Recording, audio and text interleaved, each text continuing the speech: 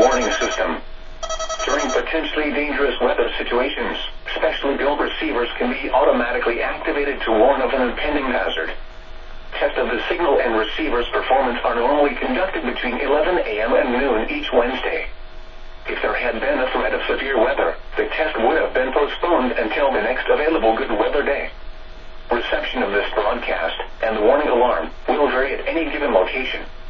This variability, normally more noticeable at greater distances from the transmitter, can occur even though you are using a good quality receiver in good working order. The warning alarm will be activated for hazardous watches and warnings.